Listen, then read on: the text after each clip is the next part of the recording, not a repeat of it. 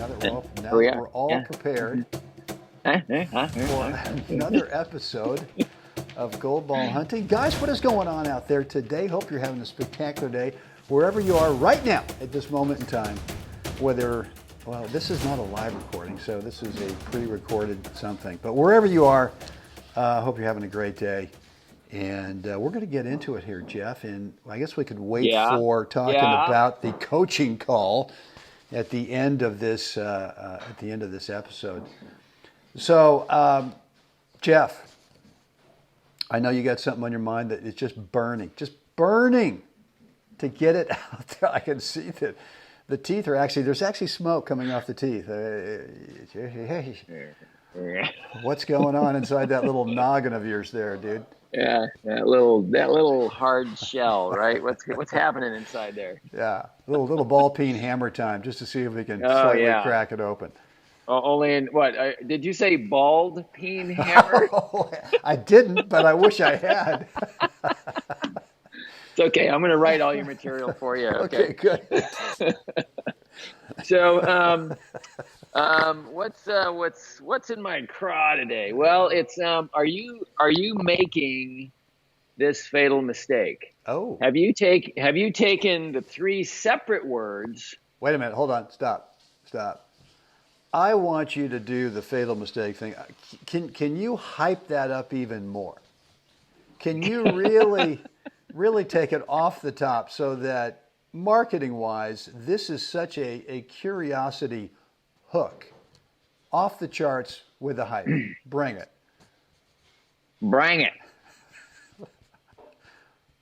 Are you? Yes. Are you need capital Y-O-U. making this fatal mistake? Fatal, and I mean fatal. Fatal mistake. What have I done? When it comes to serve and volley. Oh, I'm sorry. Wait a second. How did I say that? Serve and volley. It sounded like you said it like it's a run-on play on words or something. It kind of sounds like one word when you say it that way. And so, are you making that fatal mistake? Okay. Serve and volley. Oh. You notice there's a pause in between the words there. Okay. Okay, and I watch a lot. So you're saying it's not hyphenated between the three words? No, and then like I said, it's not just one word. Serve and volley. So I watch a lot of players do this. Yeah. Where they are so, let's say, amped up about deploying this play that they end up shortchanging the serve, kind of running through the split stop, the split check, and end up kind of rushing the volley, never quite being in a balanced position to hit the volley because they've condensed these three separate moments into making it one item.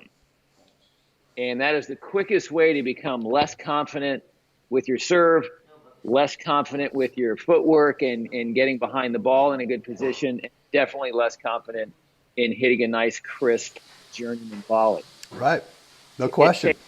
It takes practice, and more than just practice, the practice model should be that you are choreographing every move. I remember doing this without a ball. I can't even count how many times I've done it in my career. Rehearsing, where I'll serve with the ball. So I'm just doing this practice solo.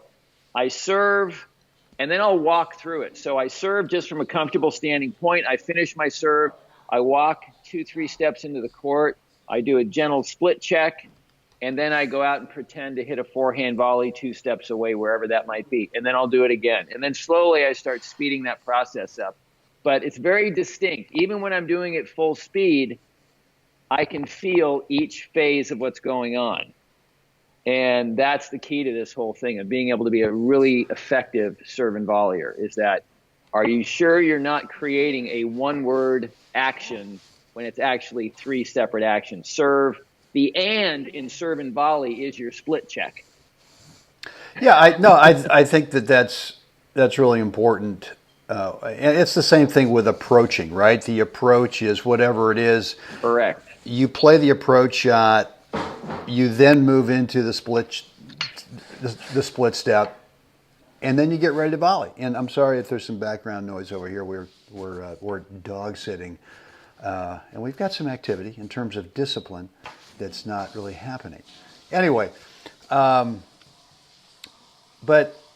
I think that happens is because everyone's so concerned about the end result, which is the volley, that about halfway through the toss, it's this vision in their mind as the ball starts to go up of not thinking about the quality of the serve, number one, in terms of coming out of it efficiently to where you're naturally moving into the court because of where you've placed the toss, because you're now coming out of this sort of rolling onto this great balance platform where the first couple of steps are just like completely clean as a whistle.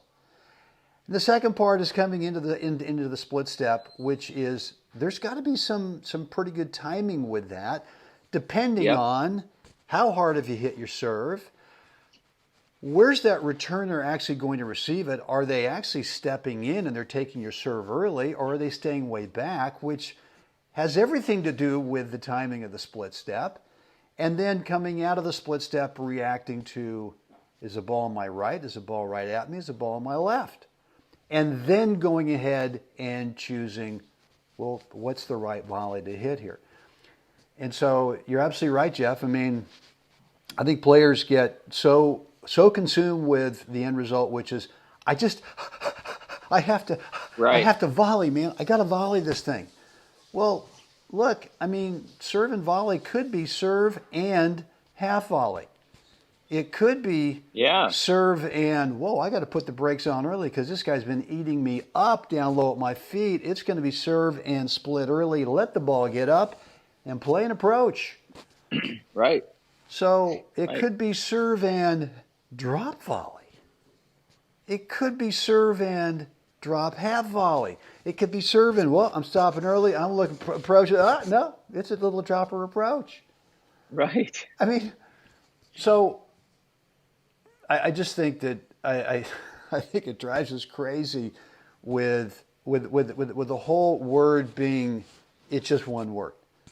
Right. And it just drives, it's. Yeah. I can't even say what it is. It's just I'm stumbling through the words trying to. The toss starts to get tossed out into the court so far that the player can't even reach the ball. Right. Without falling into the court. So now they've come out of their serve completely off balance. Now they've got to recover that balance and kind of get their head up to see what the hell's going on. And then try to somehow now recover timing. And the timing is now in the footwork. When to make my split check, but am I still recovering my balance while I'm trying to do that? And the thing gets messy really fast. You can't be in a hurry to, I know this is going to sound kind of counterintuitive. You cannot be in a hurry to get to the net. Right, right. You have to be, serve and volley is a methodical process. And let's not say, and no, most of the time when you talk about methodical, everybody thinks slow. So it's not necessarily slow, but it is methodical, and it has to be accurate. And so those are the elements of the serve and volley that I think get bypassed sometimes in general teaching and the way it's interpreted by the student. There's this rush to hurry up and get to the volley. Yeah. And nothing could be farther from the truth. Yeah. Well, I think the other thing too is they think, well, won't I get in closer? Don't I need to get inside, on top of or inside the service line to get to the next best court position? And in a perfect world, that's what you'd like to do. Right. And in reality, whether you split check early and let the ball bounce up and play an approach, you still end up in the same spot. Whether it's a volley, a half volley, or you split early and you play the approach, you still end up, if you're on balance with everything here, you still end up inside that service line or very, very close to it. And look, just like you've been saying, everything needs to be on balance. And I'm not going to say the most important thing, because the serve, you got to be on balance, good posture. The split step, obviously, you can't be falling through it or kind of minimizing it off balance. But the volley or the half volley or even a little approach, man, you have got to just have clean, super great posture and balance to be able to consistently make that shot so that you get to the next best court position. Yeah, and here's another thing too is if you think you need to hit the big cannon to make your serve and volley successful, but all of a sudden you find yourself struggling with it, here's a potential problem.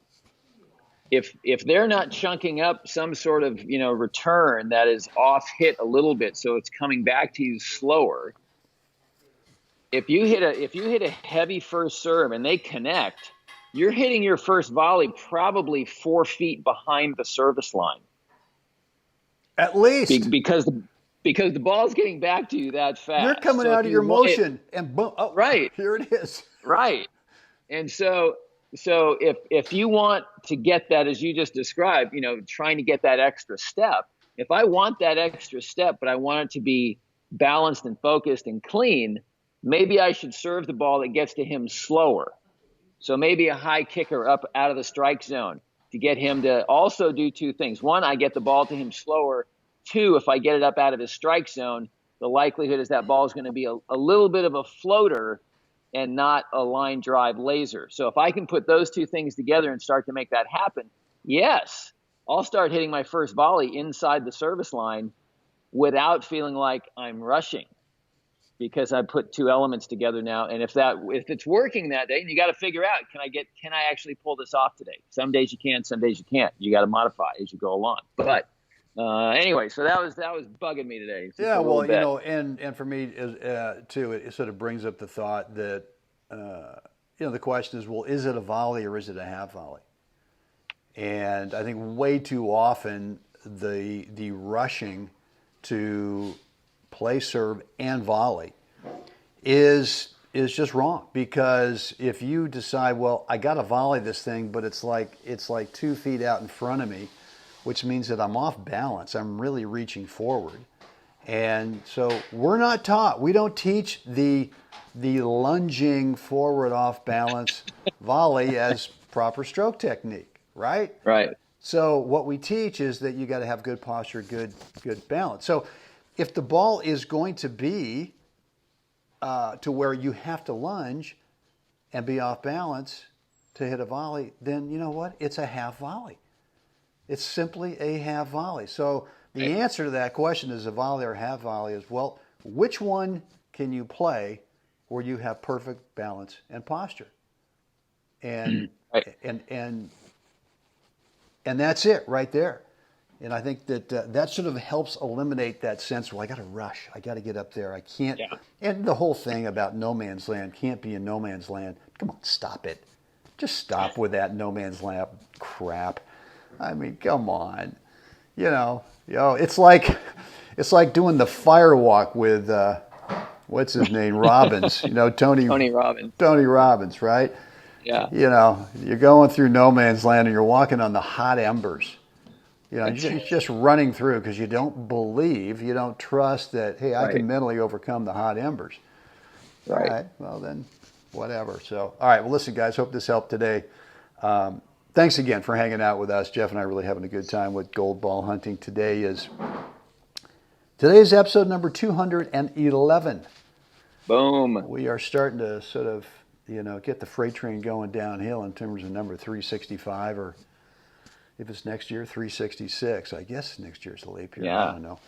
Anyway, guys, would like to offer you a free coaching call. It's a private 3-way conference call, you, me, and Jeff. And what we help you do is sort of identify that one thing in your game. It might be serve and volley in singles or doubles, might be chip and charge, might be the approach, just trying to get up and transition from the baseline to the net. That could be the one thing right now that you feel like is in need of some repair. What we want to do is actually take you through a little exercise that will help you identify that one thing, that if you could figure out that one thing, work on it for 30 days, that would be the one big domino that might knock down all the other little glitches in the game, kind of make them irrelevant. The way to get on that call with us is to go over to goldballhunting.com, drop in a first name and email address, click the button, and you'll get access to our online calendar. Scheduler, Jeffrey, with that said, what would we like fine folks to do right now? Like us, share us, please subscribe. Let us know what you think down below. Outstanding, guys. Get out there today. Help someone else. Have a spectacular day. Jeff, we're doing this again tomorrow. Can't wait.